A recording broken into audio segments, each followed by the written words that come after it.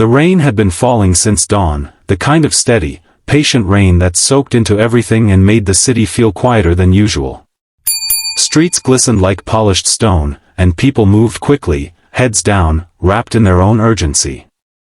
Among them was Daniel Hayes, walking faster than he should have, his coat pulled tight around him, his thoughts tangled with worry. Daniel had not slept much the night before. The letter from the bank replayed in his mind like a broken record. Final notice, overdue balance, legal action pending. He had read it again and again, hoping the words might soften if he stared long enough. They didn't. His job at the warehouse had been cut to part-time, his mother's medical bills kept rising, and every solution he imagined collapsed under the weight of reality. That morning, he carried a choice he didn't want to admit he had already made. The convenience store on the corner of Elm and 7th was small and usually busy. Its windows were fogged from the warmth inside, and a bell chimed softly whenever someone entered. Daniel paused outside, rain dripping from his hair, heart pounding harder than the traffic around him. He told himself it was temporary. Just enough to get through the week. Just enough to breathe again. Inside, the store smelled of coffee and warm bread. A few customers browsed quietly. Behind the counter stood an older man with kind eyes and silver hair, carefully stacking lottery tickets. His name tag read, Mr. Alvarez. Daniel walked the aisles slowly, pretending to compare prices he already knew. His hands trembled as he slipped a package of medicine into his coat pocket, the same brand his mother needed, the one insurance refused to fully cover. The weight of it felt heavier than it should have. He headed toward the door, every step echoing in his ears. "Excuse me, son." The voice was calm, not loud, but it froze Daniel in place. He turned slowly. Mr. Alvarez was watching him, not angry, not accusing. Just observant. "You forgot to pay for that," the man said gently. Time stretched thin. Daniel's chest tightened, and 1,000 thoughts collided at once: run, apologize, lie, beg. His mouth opened, but no sound came out. Then, without planning to, he spoke the truth. "I'm sorry," Daniel said, his voice barely above a whisper. "I didn't know what else to do." The customers nearby looked up, curiosity flickering across their faces. Daniel felt exposed, smaller than he had ever felt before. He reached into his coat and placed the medicine on the counter, his hands shaking. "I'll put it back," he said quickly. "I shouldn't have." Mr. Alvarez raised a hand, stopping him. For a moment, the older man studied Daniel's face, the dark circles under his eyes, the desperation he wasn't trying very hard to hide. Then he sighed softly, not in frustration, but in thought. "Who's it for?" he asked. Daniel hesitated, unsure if answering would make things worse. "My mother," he said finally. "She's sick. I didn't have enough today." There was a long pause. Daniel braced himself for the consequences he knew were deserved. He imagined the police arriving, the humiliation of handcuffs, the look on his mother's face if she ever found out. Instead, Mr. Alvarez did something unexpected. He picked up the medicine, scanned it, and reached into his own pocket. He placed a few bills on the counter, covering the cost. "Go on," he said softly. "Take it home." Daniel stared at him, confused. I can't," he said. "You don't know me." The old man smiled faintly.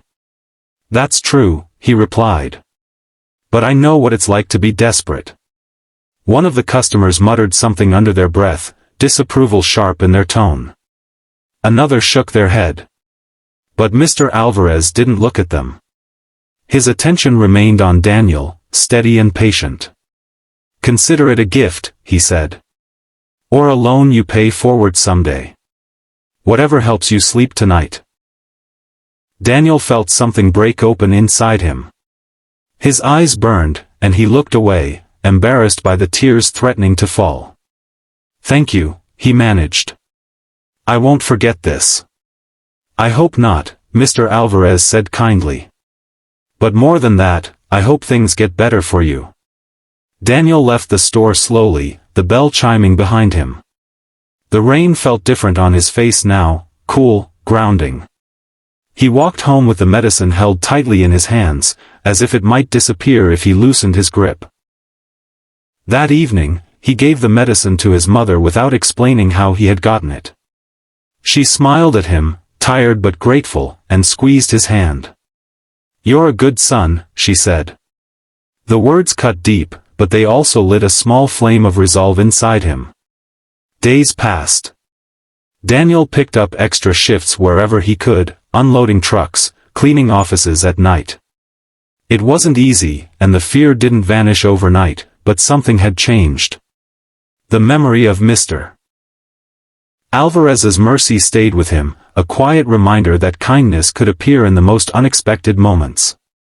Weeks later, Daniel returned to the convenience store, this time with money in his pocket and purpose in his step. Mr. Alvarez was behind the counter again, humming softly as he wiped it down. "I was hoping I'd see you," the old man said when Daniel approached. Daniel placed some bills on the counter, more than the cost of the medicine. "I want to pay you back," he said. "And, thank you for that day." Mr. Alvarez smiled but pushed part of the money back. "Pay it forward," he repeated. "That's enough for me." Daniel nodded, understanding now in a way he hadn't before. Months turned into a year. Life didn't become perfect, but it became manageable. Daniel found steadier work, his mother's health improved, and the constant weight on his chest slowly lifted. Yet the memory of that rainy morning never faded. One afternoon, on his way home from work, Daniel noticed a woman sitting on the steps of an apartment building, her head in her hands, a small child clinging to her side. The child's shoes were worn thin, and the woman's face carried the same exhausted fear Daniel once knew well. He hesitated only a moment. "Are you okay?" he asked gently. She looked up, startled, then shook her head. "I don't know what I'm going to do," she admitted. "I just need a little help until tomorrow." Daniel reached into his wallet and handed her what he could spare. It wasn't much, but it was something. More than that, he stayed for a few minutes, listening, reminding her she wasn't invisible, that she mattered. As he walked away, he felt the quiet warmth of doing the right thing, not because he had to, but because someone once had done it for him. Across the city, in a small convenience store, Mr. Alvarez rang up another customer, unaware of the ripple his choice had sent into the world. Or perhaps he knew all along. Mercy, after all, had a way of traveling far beyond the moment it was given.